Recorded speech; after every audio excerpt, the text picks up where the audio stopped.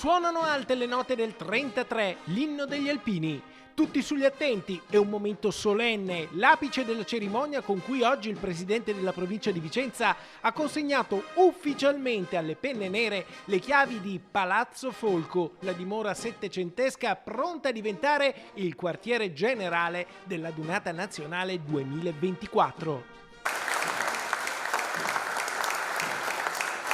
Questo palazzo che ci è stato messo a disposizione dalla provincia è il quartier generale, qui saranno prese le decisioni, qui passerà tutta la parte organizzativa della Dunata. Chiaramente nella Dunata dei 3 giorni, dal venerdì, il sabato e la domenica, con la grande sfilata finale della domenica mattina. Credo che sia veramente un piacere, a nome di tutti i cittadini della provincia di Vicenza, poter ospitare il cuore pulsante della Dunata 2024 in questo che è uno dei gioielli della provincia di Vicenza. Villa che nasce come sintesi di operatività ma anche di bellezza. Così sarà anche per la Dunata 2024, che diventerà in questo luogo sintesi della operatività alpina ma anche in qualche modo della bellezza che Vicenza, che la provincia di Vicenza potrà proporre a tutti quelli che vorranno chiedere informazioni su quella che è la Dunata 2024. Il passaggio simbolico della chiave di Palazzo Folco agli alpini avviene in un salone d'onore affollato di autorità civili e militari.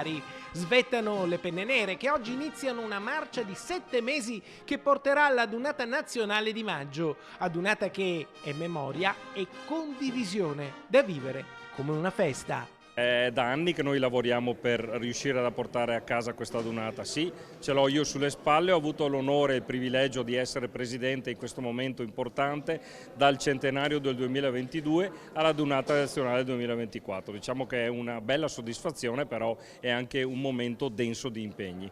Il lavoro è di fatto quotidiano, anche ieri sera ci siamo trovati proprio in una sala per decidere, per dare le ultime direttive ai gruppi di lavoro. Stiamo concretizzando su carta e poi sarà proprio portata sul campo tutta questa Dunata. L'impegno è notevole, è importante e ogni giorno siamo impegnati in prima linea per far sì che Vicenza accolga tutti gli alpini d'Italia.